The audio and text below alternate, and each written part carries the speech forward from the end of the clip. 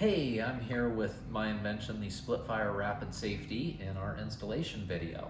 Before I get into that, my goal with this product is to have the best forced reset safety on the market. So we've got an Ambi forced reset device, and that's what I'm going to show you how to install today.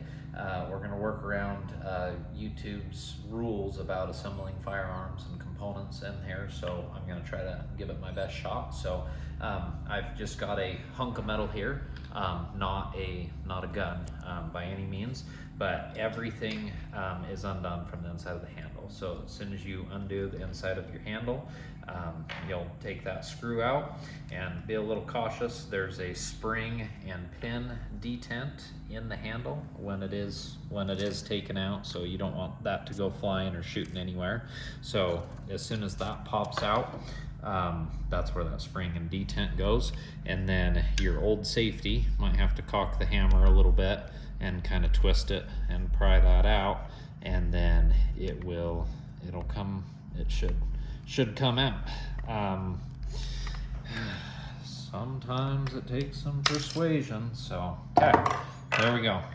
So as soon as the safety's out, you do not have to touch your trigger group. So once that safety's out of there, we can go ahead and take the Splitfire out of the case, and we can go ahead and put that in. So what you want to do is start with the right side, and that is with the shaft on there, and we're going to put this in right here. So how your shelf is cut out, how tall that is inside your lower, that doesn't really matter.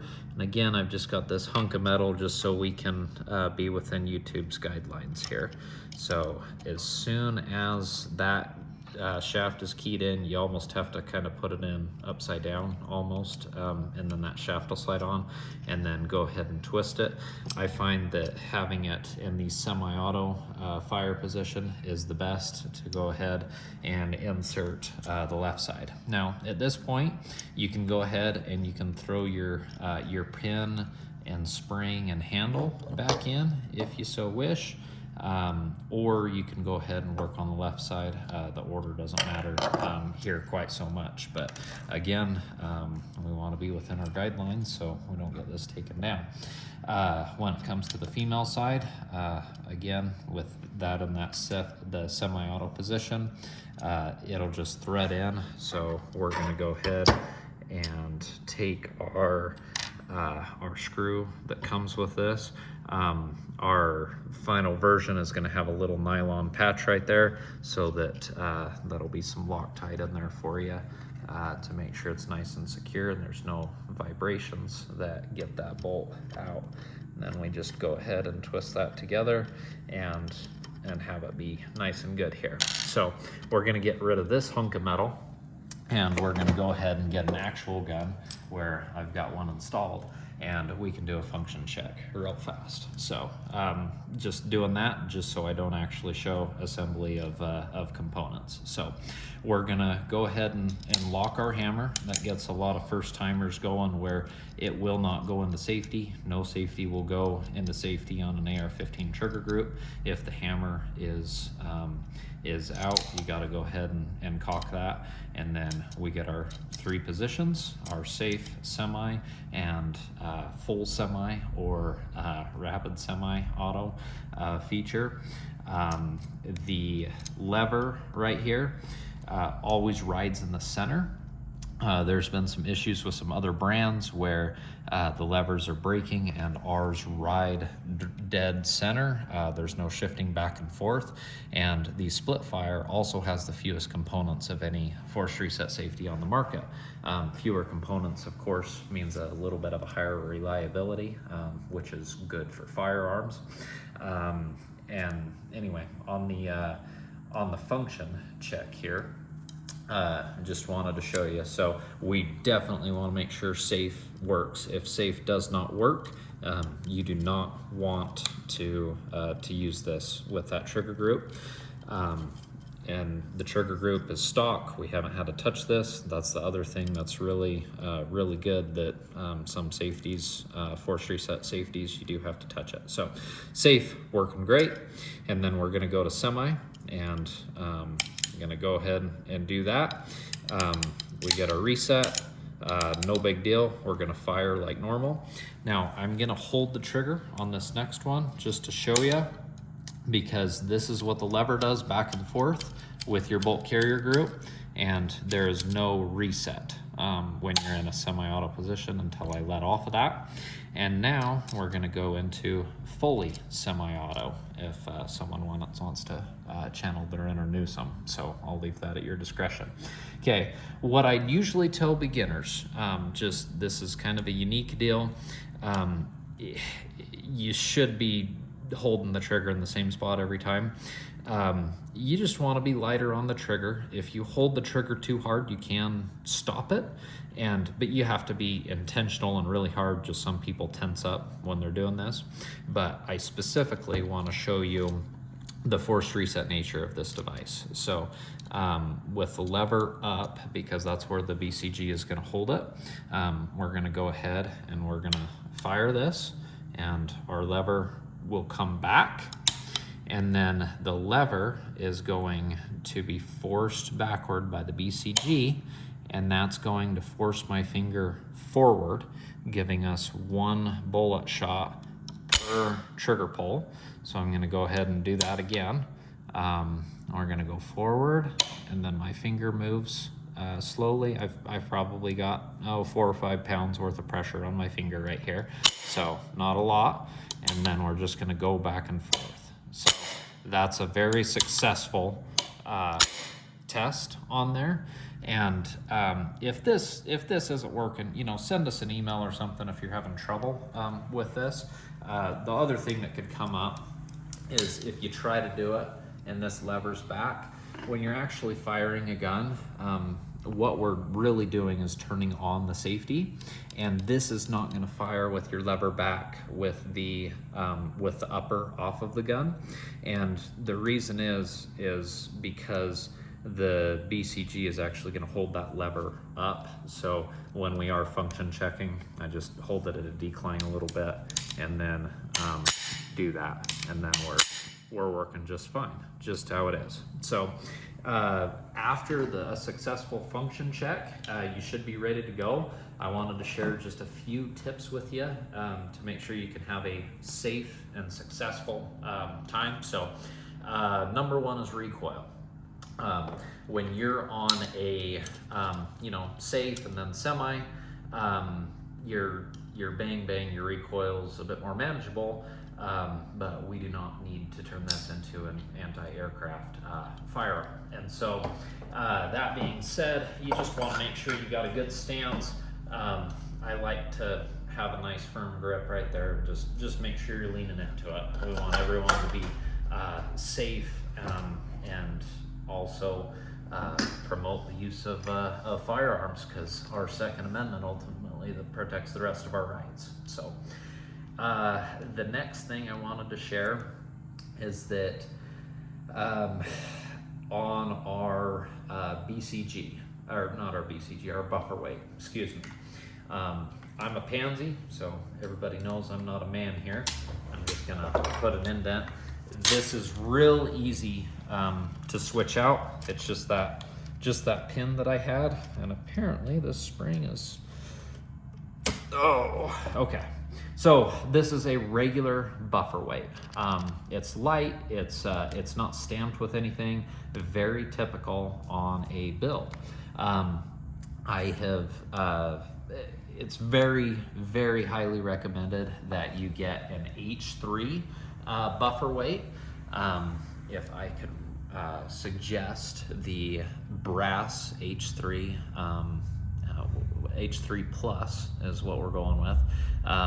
Buffer weight for that. Regular H3 is going to look like this, but the reason this is necessary is because the heavier buffer weight, we still have a dead blow function with our buffer weight. We're just trying to get away from tungsten in here because of the shortage. So, but but it just goes right in, and then you're good to go for rapid safe fire.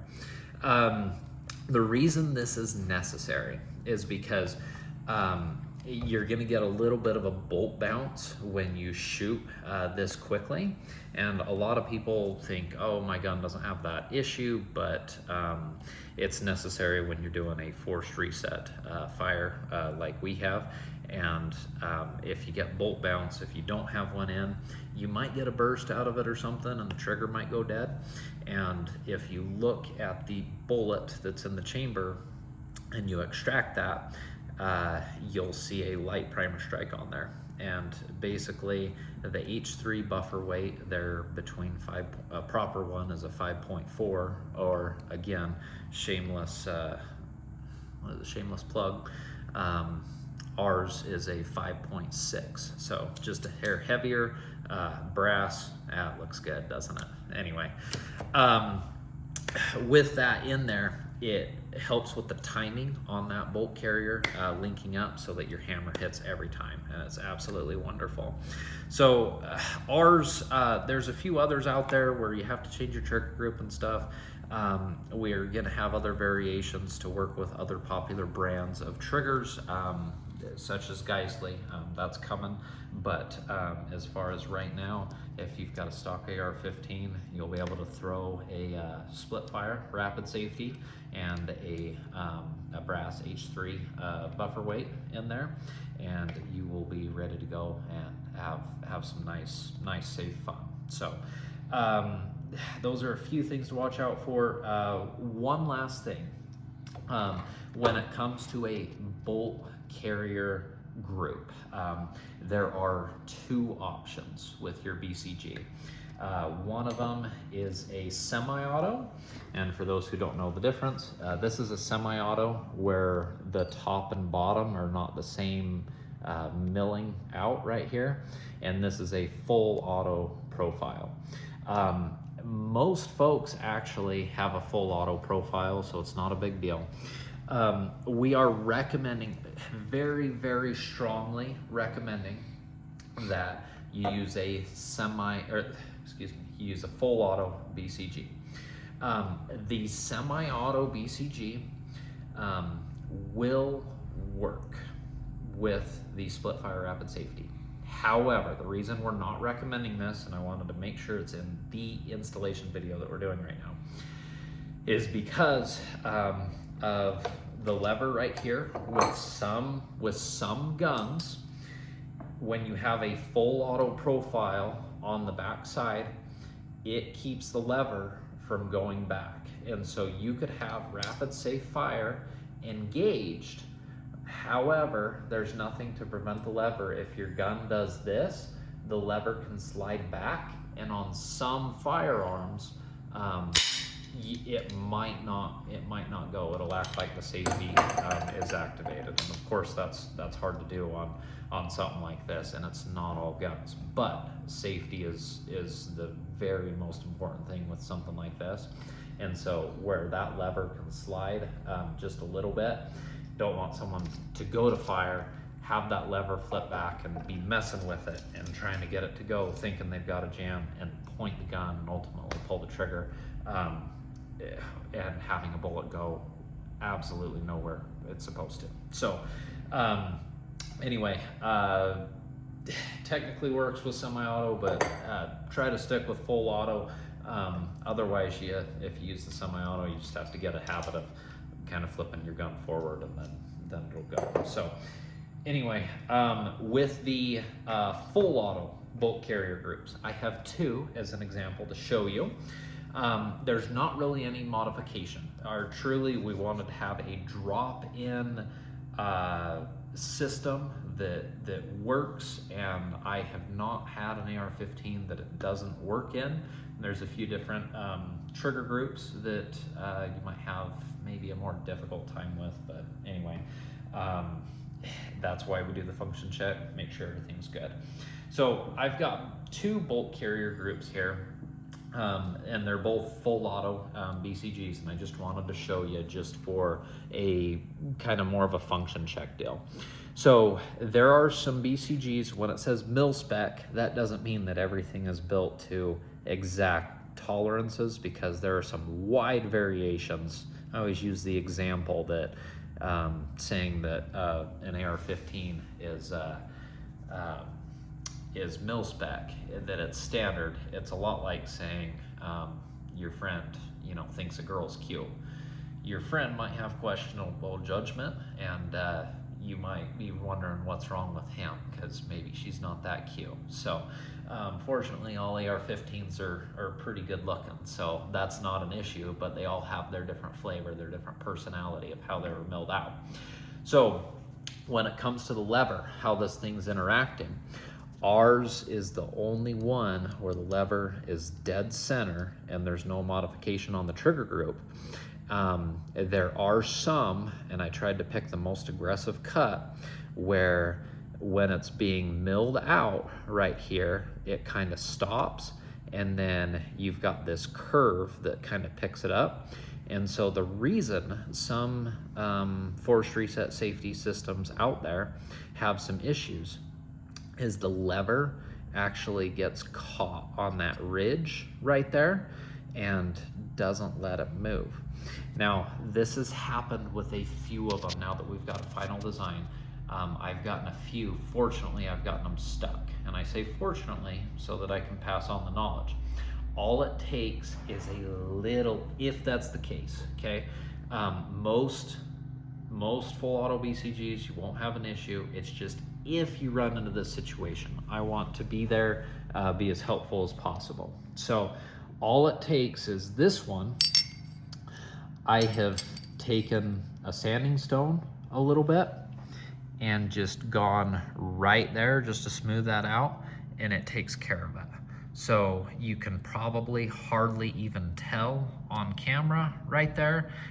You can see a little bit where I've milled that out. You can see metal, but that's really all it takes. So if you're in a situation where you have the Splitfire and the bolt's locked open, that is probably 100% the reason that's happened. So just take a little bit of a die grinder, drill with a sanding stone, whatever, something inexpensive, and notch that out, and that will make sure it'll run perfectly just as it should. But anyway, we'll be here to answer questions. Send us an email if you need anything. Please be safe. This is firearms. I hope I've answered all your questions, tried to give you a good rundown.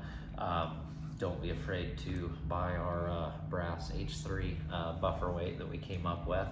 And anyway, happy shooting. Help us support the Second Amendment. Tell your friends about this. Small company starting out. We're really excited about some other products we've got coming down the line. So anyway, thank you. Glory to God.